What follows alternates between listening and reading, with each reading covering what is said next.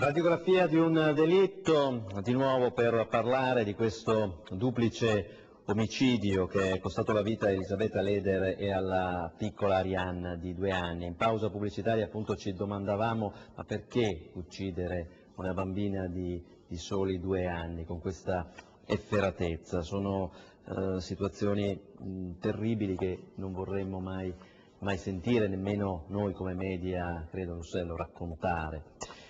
Maria Ruggeri, 17 anni, da 17 anni 14 anni, gliene ho aggiunti 3. 14 anni, quasi 15 anni, insomma, sposata con un tunisino, un matrimonio che va avanti, che cammina bene.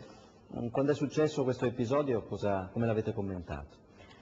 Soprattutto nel momento in cui si è puntato contro queste coppie miste. Esatto, io le dico francamente all'inizio non si sapeva, cioè appena è venuta la notizia era un probabile omicidio all'interno di una famiglia, il marito marocchino, non si sapeva quanto, se la moglie fosse italiana o meno, e le dico che il primo pensiero mio, per l'atmosfera di grande tensione che viviamo, penso alle ronde, penso a tutta una serie all'attenzione che c'è nei confronti degli immigrati, degli stranieri, anche pompata in qualche modo da una parte della politica, da una parte dei media, il pensiero è stato chi lo sa, è un'italiana o una marocchina, perché la lettura sarà completamente diversa.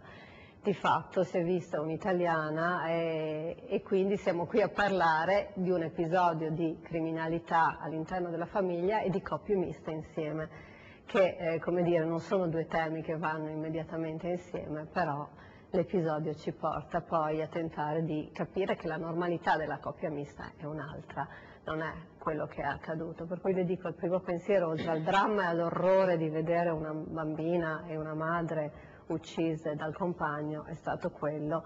Speriamo che questo non scateni un'ulteriore tendenza a generalizzare, a criminalizzare tutto ciò che è diverso, che viene da fuori. Avvocato Manildo, lei come ha letto questo duplice delitto con in mezzo appunto una bimba innocente che doveva ancora conoscere la bellezza o le bruttezze della vita?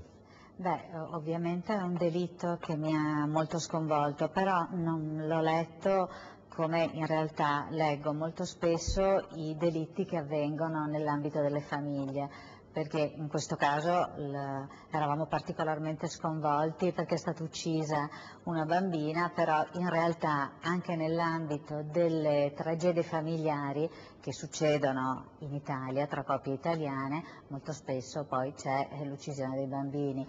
Uno degli ultimi casi è quello che è successo a Verona del commercialista, quindi non sono episodi che possono essere identificati e possono essere circoscritti solo nell'ambito di coppie miste o di coppie straniere, questo assolutamente.